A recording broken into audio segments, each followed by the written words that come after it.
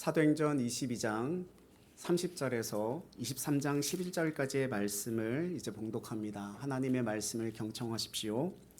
이튿날 천부장은 유대인들이 무슨 일로 그를 고발하는지 진상을 알고자 하여 그 결박을 풀고 명하여 제사장들과 온 공회를 모으고 바울을 데리고 내려가서 그들 앞에 세우니라.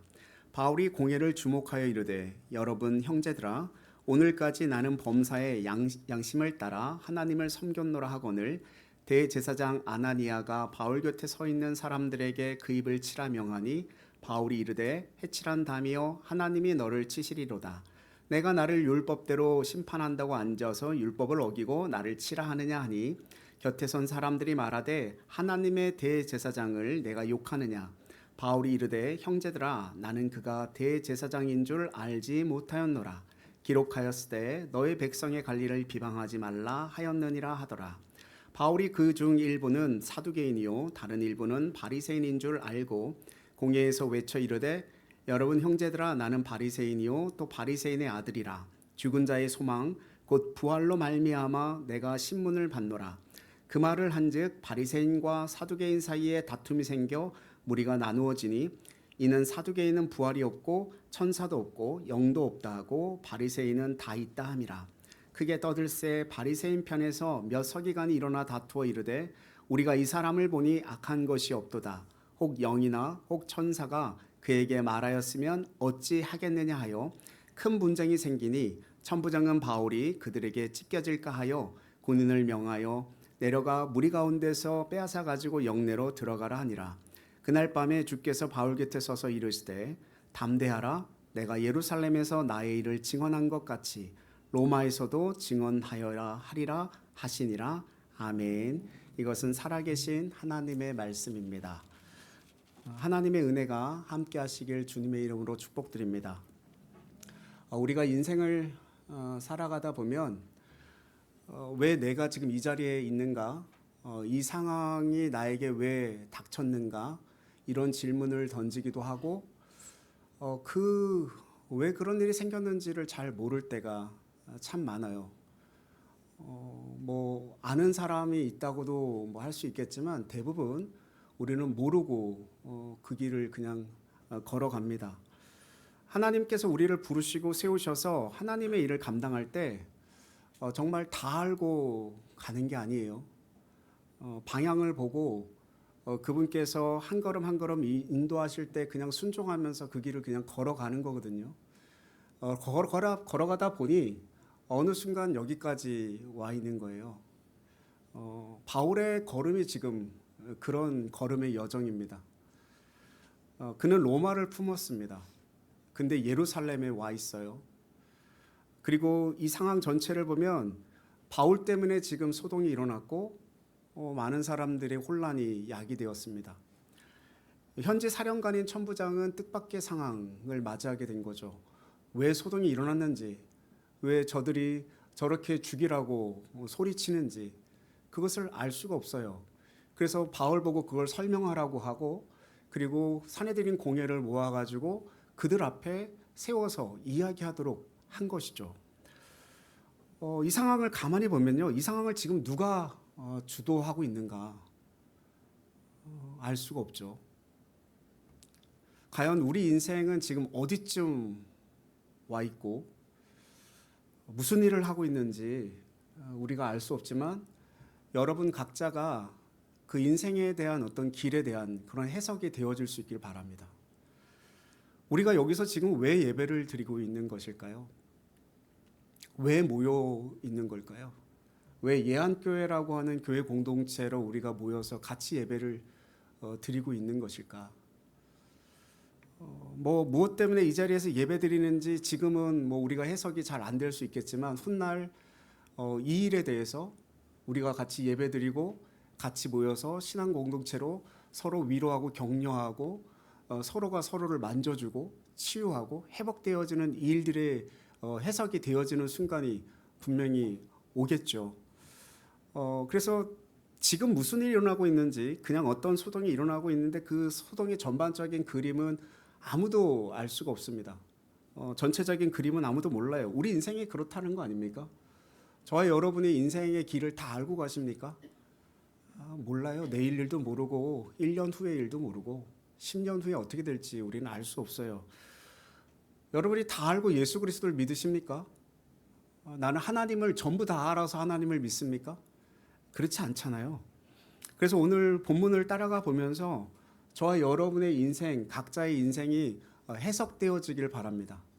그리고 우리가 뭘 해야 되는지, 뭘 품고 살아가야 되는지, 어떤 방향, 어떤 길로 걸어가야 하는지 이게 정확히 분별되었으면 참 좋겠습니다. 오늘 30절에 보면 천부장이 공회를 소집해요. 사도 바울은 공회를 소집할 권한과 능력이 없었어요. 근데 이 천부장을 통해서 지금 공회를 소집하고 그리고 그 공회 앞에 사도 바울이 서서 이야기할 수 있도록 만들어 준 거거든요. 23장 1절, 2절, 3절 말씀 같이 한번 읽어보겠습니다. 같이 읽습니다.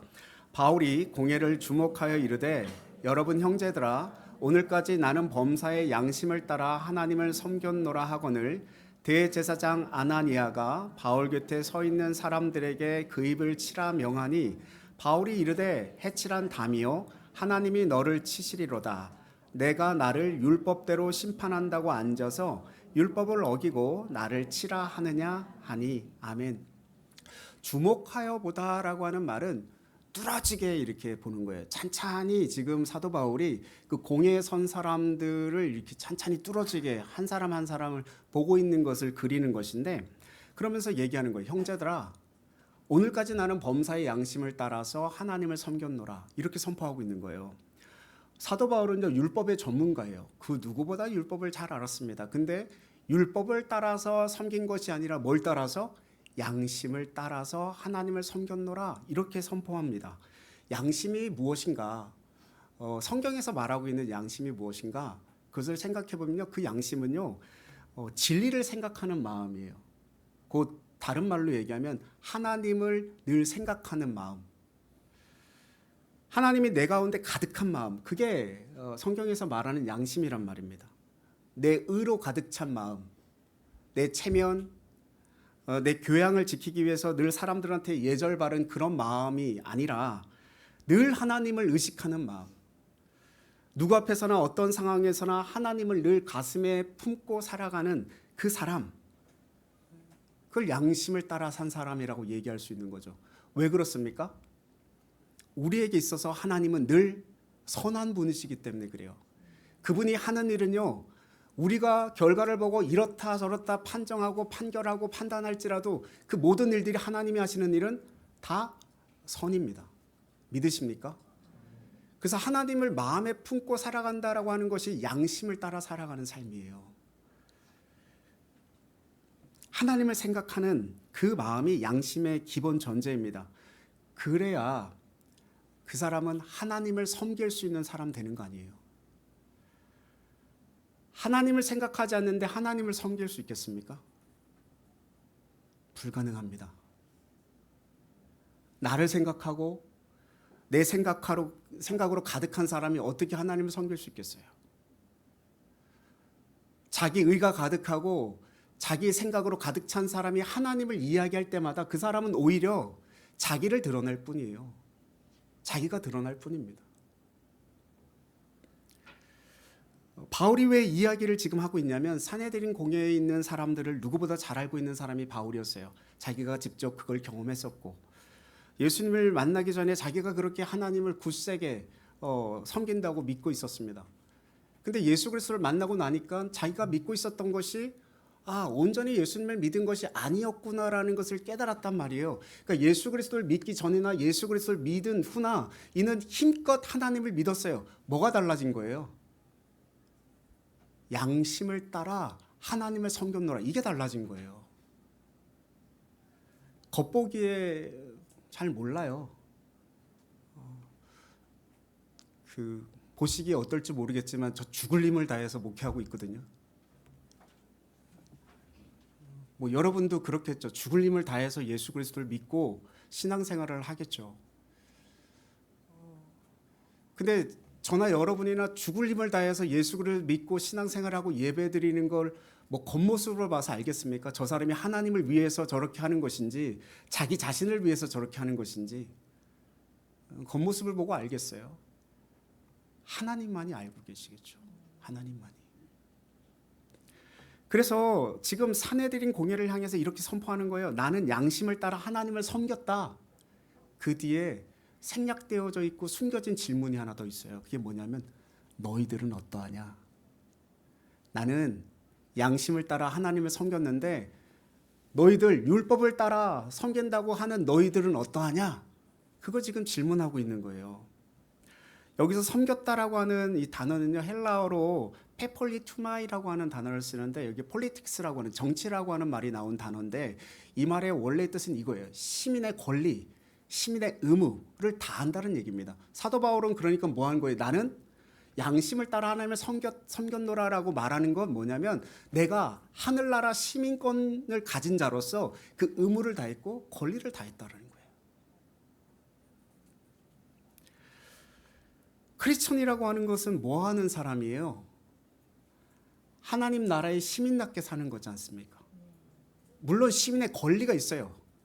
근데 시민의 권리를 주장하기 전에 뭐가 있어야 돼요?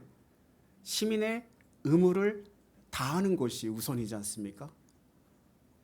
본인은 그런 하나님 나라의 시민으로서의 의무를 다 했는데 당신들은 시민의 의무를 다 하고 있습니까? 이렇게 묻고 있는 거예요. 그러니까 이 말이 그들의 이 뉘앙스가 그들의 비위를 건드리는 거죠. 그래서 대제사장 아나니아가 뭐라 그래요? 저놈의 입을 쳐라. 옆에 있는 사람에게 그렇게 말한단 말이에요. 조금 과격하게 말하면 뭐예요? 닥쳐라! 그 말이지 않습니까? 그랬더니 사도 바울이 뭐라 그러냐면 해칠한 담이요. 하나님이 너를 치시리로다. 예칠한 담이라는 것은 성경에 예수님께서 많이 인용했던 말이잖아요. 속은 썩었는데 뭐만? 겉만 칠한 사람들, 그걸 지금 이야기하고 있는 거죠. 그래서 지금 네가 내 입을 치라고 하는데 하나님께서는 어떻게 하신다? 너의 입을 치실 것이다. 사도 바울이 그렇게 담대하게 선포하고 있어요. 제가 이 말씀을 묵상하면서 이런 생각이 들더라고요. 과연 우리가 이 자리에 있다면 그 사내들인 공예, 그 사람들 앞에서 이렇게 선포할 수 있을까? 여러분, 우리가 갈등하면서 살아가는 게 그런 거 아닙니까? 좀 점잖게 그냥 침묵하면서 그냥 지나가는 게 좋을까? 아니면 너 왜 범법을 행하였느냐? 이렇게 말하는 게 나을까? 이게 그리스도인들에게 굉장히 중요한 현장의 문제라고 생각이 들어요. 내가 부당한 얘기를 들었단 말이에요. 부적절한 어떤 그 대접을 받았어요. 그냥 참아버릴까? 복음을 위해서? 관계를 위해서? 아니면 그 부당함을 내가 지적해야 되는가? 어떠십니까? 불법을 보았어요. 저자도 복음을 알아야 되는데 그냥 입을 닫아버릴까? 아니면 불법으로 분명히 말해줘야 되나? 이게 수많은 그리스도인들이 가지고 있는 갈등의 문제입니다.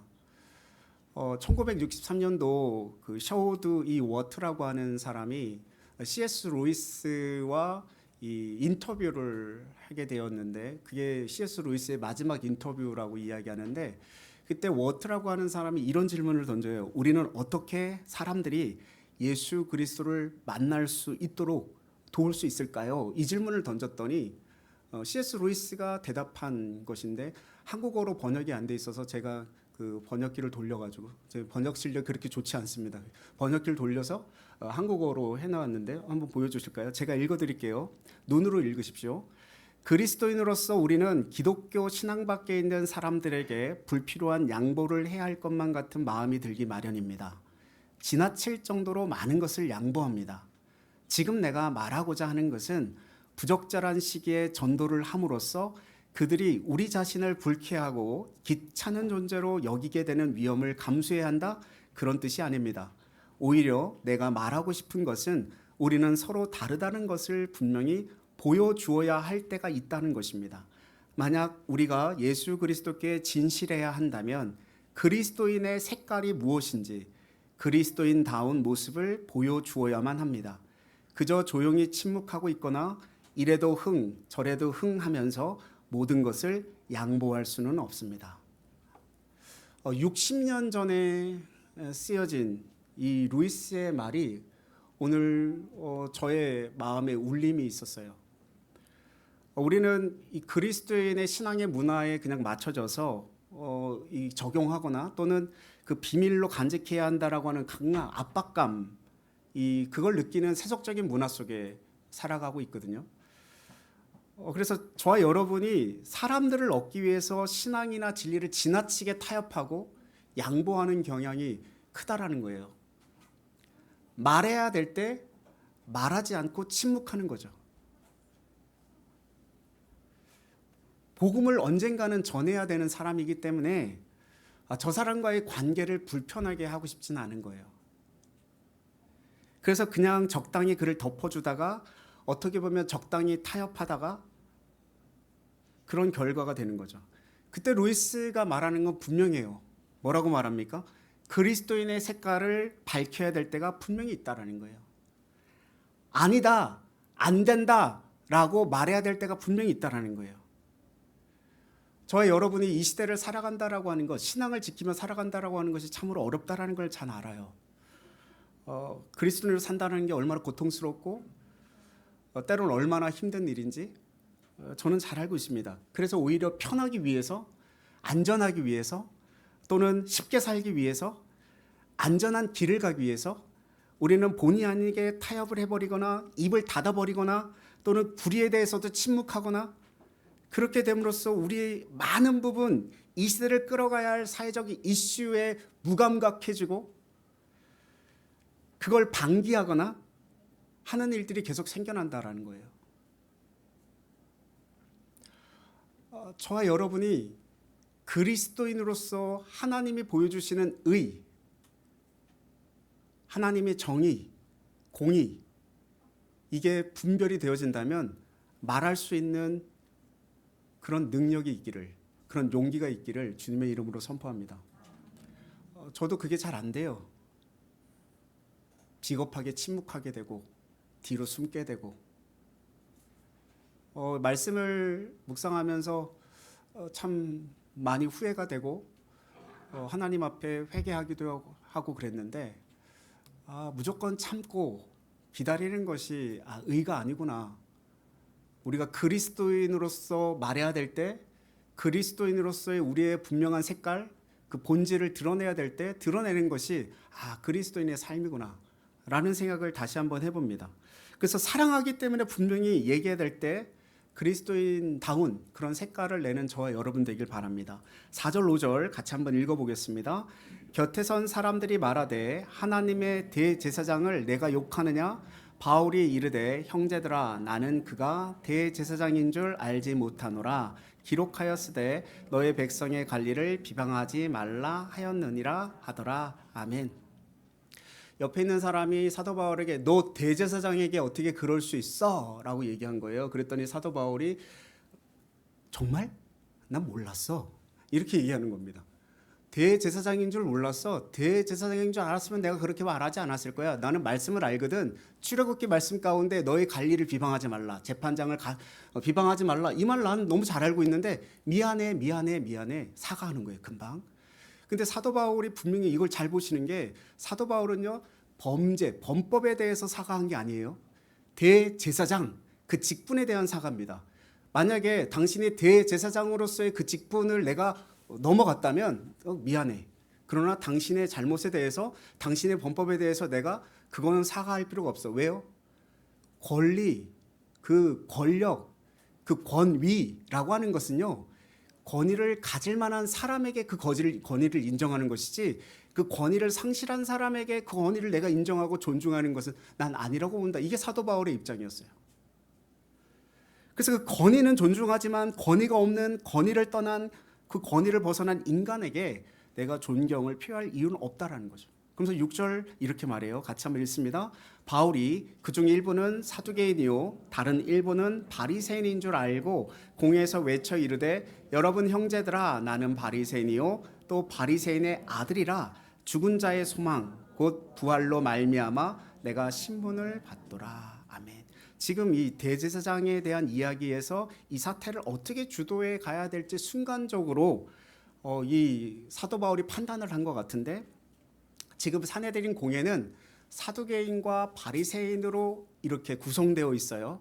뭐 몇 대 몇일지 모르겠지만 대략 한 50대 50이라고 이렇게 놓고 본다면 근데 이 두 사두개인과 바리새인 이 둘이 성격이 영적인 성격이 완전히 다르단 말이에요. 사두개인은 부활이 없다고 얘기하고 이 바리새인들은 부활이 있다고 얘기하고 영적 존재에 대한 부분들을 다 인정하는 그런 부류란 말이에요. 여기다가 지금 뭘 던져놓은 거예요? 부활이라고 하는 코드를 확 던져놨어요. 그러니까 아젠다, 이 이슈를 거기다 딱 던져놓은 거예요. 그러니까 이 사람들이 지금 사도 바울에게 집중하고 있다가 누구에게 집중하고 있는 거예요? 부활이라고 하는 문제에 집중하기 시작합니다. 놀라운 지혜죠. 그래서 지금 나는 바리새인이다, 바리새인의 아들이다. 그리고 내가 여기 서게 된 것은 부활을 증거하기 위해서 그 복음을 전했더니 나를 지금 여기 서게 했고 지금 이렇게 선포하고 있는 것이다. 이걸 얘기하고 있는 겁니다. 한순간 공회가 혼란에 빠집니다. 그리고 바울이 중요한 게 아니라 부활이 중요한 이슈가 되었어요. 이걸 누가 이렇게 이루어간 것인가? 누가 이렇게 말하게 한 것인가? 제가 도대체 궁금해서 성경을 쭉 이렇게 찾아봤더니 마가복음 13장에 이런 말씀이 있어요. 같이 한번 읽어볼게요. 마가복음 13장 9절, 10절, 11절입니다. 같이 읽습니다. 너희는 스스로 조심하라. 사람들이 너희를 공회에 넘겨주겠고 너희를 회당에서 매질하겠으며 나로 말미암아 너희가 권력자들과 임금들 앞에 서리니 이는 그들에게 증거가 되려 함이라. 또 복음이 먼저 만국에 전파되어야 할 것이니라. 사람들이 너희를 끌어다가 넘겨줄 때 무슨 말을 할까 미리 염려하지 말고 무엇이든지 그때 너희에게 주시는 그 말을 하라. 말하는 이는 너희가 아니요 성령이시니라. 아멘. 지금 여기서 누가 말한다고요? 바울이 말하는 겁니까? 성령님이 말하시는 겁니까? 성령님이 말하고 있다라는 거예요. 누구를 통해서? 바울의 입을 통해서. 저와 여러분이 성령의 사람이 된다라고 하는 것은 무엇을 얘기하는 거예요? 성령께서 우리를 쓰시는 사람이 된다라는 얘기예요. 우리들의 입을 쓰시고 우리들의 생각을 쓰시고 우리의 손과 발을 쓰시고 우리의 삶을 쓰신다라고 하는 이야기입니다. 저와 여러분이 성령께서 쓰임받는 그런 사람들이 되시길 바랍니다. 7절 8절 같이 한번 읽습니다. 그 말을 한즉 바리새인과 사두개인 사이에 다툼이 생겨 무리가 나누어지니 이는 사두개인은 부활도 없고 천사도 없고 영도 없다 하고 바리새인은 다 있다 함이라. 아멘. 이런 교리적 논쟁, 교리적 다툼 때문에 이 사내들인 공회가 다투고 나누어지게 된다라고 얘기합니다. 다툼은요 안에서부터 일어나는 거예요. 밖에서 오는 것은 뭐예요? 침략 뭐 그런 거잖아요. 그래서 우리 안에 일어나는 게 다툼이고 갈등인데 내적 갈등, 이 안에서 일어나는 그 다툼 때문에 나뉘어지고 쪼개지게 된다는 겁니다. 무슨 일을 하려면 뭘 해야 됩니까? 힘을 합쳐야 돼요. 힘을 합쳐야 돼요. 하나 돼야 돼요. 하나님께서 악한 세력들을 징벌하는 방법이 다투어서 나누어지게 하는 거였어요. 다투어서 서로 싸우게 하는 것입니다. 그래서 선한 사람들을 보호하는 게 하나님의 방법이었단 말이에요. 그래서 이 땅 가운데 오늘날 다투지 않고 나누어지지 않게 해서 교회는 죽을 힘을 다해서 지켜내야 됩니다. 하나 되게 하신 것을 힘써 지켜야 돼요. 이게 우리의 사명입니다. 근데 사탄이 이걸 배웠단 말이에요. 배워가지고 하나님의 백성들을 공격할 때 동일한 방법으로 씁니다. 다투어서 나누어지게 만드는 거예요. 영적인 존재가 어떤 목적을 가지고 이간시키고 분열시키려고 하는 목적은 뭐 서로 자멸하도록 너 죽고 나 죽자 뭐 이런 상황이란 말이에요. 그래서 다투기 시작하면 뭐가 혼란스러워지기 시작하면요 적과 친구가 혼란스러워지기 시작해요. 천부장이 적입니까? 친구입니까? 유대인들에게 로마 군인은 적이에요. 식민지인데. 근데 지금 사두개인들은 이들을 어떻게 삼고 있어요? 친구로 삼고 있어요. 특별히 대제사장 아나니아는 그 탐욕스럽고 욕심이 많기로 유명한 사람인데 그래서 11조를 다 걷어가지고 자기가 착복했던 그런 사람인데 누구를 지금 친로마 정책을 쓰면서 이 천부장을 자기의 친구 삼고 이것을 통해서 누구를 적으로 지금 돌려세우는 겁니까? 사도 바울을 적으로 돌려세우고 있다라는 거예요. 인생의 가장 한탄스러운 것은요 적을 친구로 여기고 친구를 적으로 여기는 거예요. 어쩌면 오늘날 교회가 그렇게 하고 있는지 몰라요. 누가 적이고 누가 친구인지를 모르는 거예요. 분간하지 못하는 거예요. 그래서 적을 따라가요. 친구를 따라가야 되는데 적을 따라가요. 그게 친구인 줄 알고. 한 조직이 망가지고 한 사회가 망가지는 건 아주 간단해요. 내부에서 갈라지면. 이 분별력을 가질 수 있길 바랍니다. 누가 적이고 누가 친구인지. 그럼 며느리에게 시어머니가 적입니까? 아니에요. 내 남편이 내 아내가 적이에요? 원수예요? 아니란 말이에요. 그런데 자꾸 계속 싸워요. 치지고 계속 싸워요. 그 싸움 가운데 뭘 할 수 있겠습니까? 계속 그렇게 싸우는데. 교회가 하나 되지 못하고 계속 싸우는데 뭘 할 수 있겠어요? 물론 뭐 한국교회 역사가 분열되고 나눠지고 해서 이렇게 성장했다, 뭐 이렇게 이야기할 수 있는 어떤 교회사 교수님이 있긴 있지만, 제가 생각할 때 교회가 싸워서 뭘 할 수 있겠습니까?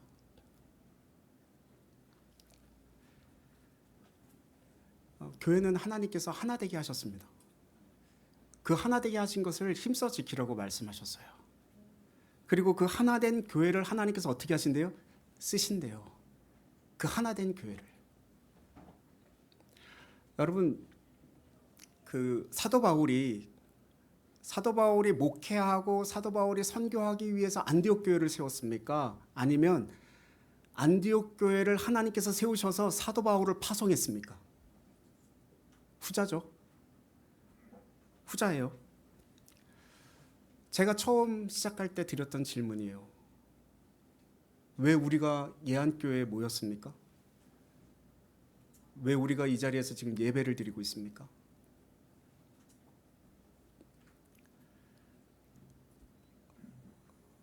제 목회를 하기 위해서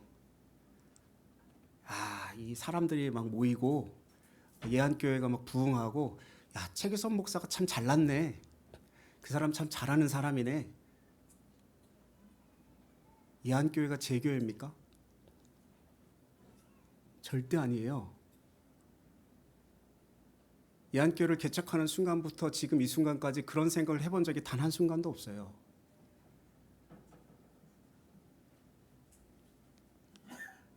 하나님께서 일하시기 위해서 우리를 모으시고 예배하게 하시고 이 교회를 세우신 거잖아요. 그러니까 이 교회를 세우신 목적은 다 하나님께 있지 않습니까? 그걸 위해서 하나님의 말씀 가운데 우리는 잘 세워져야 돼요. 신앙생활이라는 건 그런 거 아닙니까? 잘 훈련되어지고 세워지는 거예요. 그리고 어떻게 해요? 보내심을 받는 거예요. 매 주일마다 파송되어지는 건 여러분, 이 교회에서 예배를 드리고 하나님을 만나고 하나님의 음성을 듣고 그리스도인으로서 내가 어떻게 살아가야 되는지에 대한 어떤 힘과 능력을 얻고 세상 가운데 파송되어서 그리스도인답게 살아가기 위한 삶이잖아요. 여러분, 예배가 중요합니까? 삶이 중요합니까? 둘 다 중요하죠. 둘 다 중요하죠. 근데 어떻게 보면 예배 이후의 삶의 예배가 더 중요한 거예요. 여기서 아무리 그리스도인답게 흉내내고 척하고 내가 거룩해, 내가 얼마나 신실한지 알아, 이렇게 드러낸다고 하더라도 여러분의 삶의 실상 가운데 아무렇게나 그냥 살아가고 그리스도인답지 않은 모습으로 살아가고 하나님께 영광 돌리지 못하고 하나님의 은혜가 내 삶 가운데 품어지지 못한다면 그게 그리스도인이라고, 그게 어떻게 예배라고 이야기할 수 있겠어요? 크게 보면 매주 우리가 파송되지만 결국 여기 있는 이 예안교회에 속한 성도들이 끝까지 남아있는 분들 있을 수 있겠죠. 근데 하나님의 어떤 부르심의 소망, 또는 하나님께서 부르신 다음에 또 세우시는 하나님의 사명을 또 알게 된 다음엔 또 파송되어질 거예요. 어디론가 보내질 거란 말입니다. 그 보내진다라고 하는 것을 우리 한국교회는 참 힘들게 생각합니다. 왜요? 여기서 잘 세워져서 잘 훈련받아서 어떻게 해야 돼? 이 교회에 계속 잘 남아있어야 돼. 이 교회의 큰 일꾼 돼야 되고, 이 교회의 기둥이 돼야 되고, 이 교회가 그래서 더욱 부흥하고 더 성장하고 더 커지고 교회가 더 커지면 제 어깨에 힘만 들어가겠죠. 뭐 우리 교회가 이 정도 된다 뭐 이러면서 막 뻐기면서 다니겠죠. 제가 그게 하나님의 뜻과 목적은 아니란 말입니다. 뭐 하나님의 뜻과 목적을 이루기 위해서 그렇게 될 수는 있겠죠. 그렇게 되어질 수도 있겠죠. 근데 하나님의 궁극적인 목적은 하나님의 사람들을 보내기 위함이에요. 근데 우리가 갈 때 가더라도 오해하지 마셨으면 좋겠어요. 저 최기선 목사가 자꾸 사람들을 보내려고 한다. 저 엄청 아파요. 엄청 괴로워요. 여기 같이 신앙생활 하다가 가시는 분들 뵐 때마다 눈물이 뭐 여러분들 보는 앞에서 눈물 흘리진 않지만 참 많이 울어요. 근데 축복하고 보내는 이유가 뭔지 아십니까? 왜 앞에 나와서 인사시키고 선물 줘가면서 보내는 이유가 뭔지 아십니까? 그게 하나님의 뜻이에요. 전 하기 싫어요, 솔직히. 저도 제 인간적인 마음으로는 이곳에 같이 남아있고 같이 평생 신앙생활 하자 이러고 싶단 말이에요. 근데 아니에요. 하나님은 우리에게 부르시고 세우시고 훈련받아서 또 보내시는 거예요. 하나님의 사명을 위해서, 하나님의 나라를 위해서, 하나님의 나라 확장을 위해서. 그래서 저와 여러분이 신앙생활 여기서 잘 하셔야 돼요. 대충 하시지 말고 정말 잘 하셔야 돼요. 그리고 하나님의 뜻을 알아야 돼요. 하나님의 계획하심을 알아야 돼요. 그리고 보내심을 받는 거죠. 그게 어디든 하나님의 귀한 사역을 위해서. 그래서 그 흩어지게 될 때 우리가 서로 기도하고 중보하면서 하나님의 나라가 확장되어지는 그런 은혜가 있었으면 좋겠어요. 제가 개척할 때 저의 어떤 마음 가운데 하나님이 주시는 마음은 교회를 성장시키는 데 목적이 있지 않았어요. 예한교회에 속한 모든 성도들이 이곳에서 하나님의 말씀을 듣고 또 하나님의 말씀을 제대로 헤아리고 그 뜻을 분별하고 그리고 영적인 사람으로 온전히 세워져서 어느 곳에 가든 하나님의 나라를 확장하고 하나님의 나라를 온전히 세우는 사람들, 그게 예한교회를 통해서 이루어졌으면 좋겠다는 생각이 듭니다. 여기 100명이 모였다면 100명이 퍼져나가는 거죠. 여기 1000명이 모였다면 1000명이 퍼져나가는 거예요. 전 세계로. 그런 은혜가 저와 여러분에게 있었으면 좋겠어요. 물론 뭐 여기 난 죽어도 여기 남아있겠습니다. 뭐 그거 그분의 하나님의 주신 사명이겠죠. 9절 10절 함께 읽어보겠습니다. 같이 읽습니다. 크게 떠들새 바리새인 편에서 몇 서기관이 일어나 다투어 이르되 우리가 이 사람을 보니 악한 것이 없도다. 혹 영이나 혹 천사가 그에게 말하였으면 어찌 하겠느냐 하여 큰 분쟁이 생기니 천부장은 바울이 그들에게 찢겨질까 하여 군인을 면하여 내려가 무리 가운데서 빼앗아 가지고 영내로 들어가니라 하니라. 아멘. 이제 바리새인 가운데 사도 바울을 해명을 해줘요. 바리새인들이 얘기할 때 분명히 바울에게 뭔가 하나님이 임하셨고 말씀을 들었고 그리고 천사가 얘기했든지 뭐 영이 얘기했든지 누가 알겠느냐 이렇게 대변을 해준단 말이에요. 근데 이 공예가 수습할 수 없는 지경에까지 이르니까 천부장이 이제 바울을 다시 영내로 집어넣고 뭐 그런 일을 이제 이끌어대는 말씀으로 맞춰지는데 우리가 이 과정들을 한번 생각해 봤으면 좋겠어요. 사도 바울이 왜 3차 여행을 하고 안디옥으로 가갖고 로마로 바로 가지 아니하고 지금 이 예루살렘으로 오게 되었냐는 거예요. 예루살렘으로 왔으면 조용히 그냥 가만히 있다가 야고보의 집에 머물다가 다시 뭐 성경 보고 하든지 뭐 하고 다시 로마로 가면 되는데 그렇지 않아요. 결례를 행하고 성전에 들어간단 말이에요. 그래서 이방인들에게 오해를 받고 이게 지금 잡혔어요. 소동이 일어나고. 그리고 그 천부장이 이 사도 바울에게 그 설명할 기회 또 자기 해명할 기회를 줘서 서서 선포하고 그걸로 안 되니까 또 공회를 사내들인 공회 70인이 이루어진 사내들인 공회를 소집해가지고 그들 앞에서 이렇게 얘기하고 있단 말이에요. 이걸 누가 주도하고 있는 겁니까? 누가 이끌어가고 있는 겁니까? 사람이 아니에요. 하나님이 지금 주도하고 계시고 하나님이 인도해 가시는 거잖아요. 그러니까 저와 여러분이 하나님을 믿는다라고 하는 것은요, 이 모든 혼란과 소동 가운데서도 하나님이 지금 일하고 계시다. 그분의 선하신 뜻이 있다. 이걸 믿고 살아가는 겁니다. 우리가 용납할 수 없고 이해할 수 없는 고통의 어떤 상황이 올지라도 하나님께서 지금 무슨 일을 하고 계시는구나. 그게 뭔지는 우리는 알 수 없지만 그 일이 뭐예요? 지금 로마로 가기 위해서 지금 여기서 예루살렘에서 공회 앞에서 리허설하고 있는 거예요. 이제 로마 가갖고 그렇게 선포할 것을. 그게 11절에서 얘기하고 있는 결론이에요. 같이 한번 읽습니다.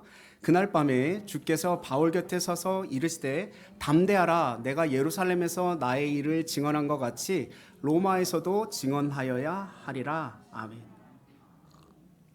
사람들은 바울을 죽이려고 했지만 주님은 어떻게 하신대요? 바울을 로마까지 이끄실 계획을 가지고 계시다라는 거예요. 저와 여러분 마찬가지잖아요. 때로는 사업이 무너질 수 있고 건강이 약해질 수 있고 뭐 관계가 흔들리고 깨어질 수도 있고 뭐 여러 가지 위기의 상황들이 우리에게 오잖아요. 그런데 그 순간에 주님께서 우리와 함께 하신대요. 밤에 혼자 눈물 흘릴 때도 주님이 우리 곁에 서서 담대하라. 나는 너와 함께 할 것이다. 이렇게 말씀하신다는 거죠. 이게 믿는 자의 위로입니다. 바울의 일생에 있어서 마지막 종착역은요, 로마였어요. 그 다메섹부터 시작된 여정, 그 마지막 그 로마의 길까지 가는 여정, 이제 그것을 계속 밟고 가고 있는데 그 로마에서 사도 바울이 면류관을 쓰게 됩니까? 아니에요. 이 결론을 잘 보세요. 목베임 당해서 죽어요. 지금 사도 바울은 그 길을 가는 거예요. 그래서 저와 여러분이 보내심을 받는다라는 건 꼭 좋은 길을 가는 건 아닙니다. 가기 싫은 길, 남들은 안 가겠다고 버티는 길, 그 길을 가야 될지도 몰라요. 그러나 한 걸음 한 걸음 주님께서 친히 인도하셔서 예루살렘에서 지금 이런 일들을 겪게 하시는 것은 모든 것들이 차츰차츰 그 클라이막스, 그 마지막으로 가고 있다라는 거죠. 저는 우리들이 그 신앙의 여정, 그 도정에서 이렇게 묶여가지고 멈춰 있지 않기를 바랍니다. 아브라함은 하나님 묶이지 않았어요. 다시 가나안으로 들어갑니다. 궁극적으로 인도하실 땅이 어딘지를 분별하셨으면 좋겠고요. 제가 말씀드렸지만 이 교회가 우리의 종착역은 아닙니다. 저도 그렇고 여러분도 그렇고 저와 여러분이 그래서 정확하게 이 예한교회에서 하나님의 뜻이 무엇인지 하나님의 음성을 분명히 잘 들으셨으면 좋겠어요. 그리고 하나님의 부르심의 소명을 확인할 수 있게 되길 바랍니다. 내 부르심의 마지막이 어디인지, 내게 로마는 어디인지, 여기를 거쳐서 저와 여러분에게 주신 로마를 품게 하는 것, 그리고 그곳을 바라보게 하는 것, 그리고 그곳을 향해서 날마다 힘들지만 걸어가는 것, 그런 신앙의 여정이 되시기를 주님의 이름으로 축복합니다. 그걸 위해서 우리에게 능력이 필요해요. 그래서 성령이 우리에게 오셨어요. 성령님은 우리를 새롭게 하실 것이고 날마다 그 능력으로 차고 넘치는 저와 여러분의 삶이 되시기를 주님의 이름으로 축복드립니다.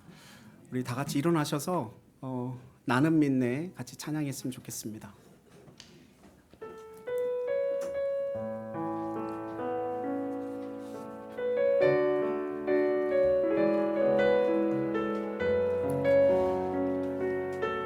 하나님은 여전히 우리를 주도하시고 역사하십니다.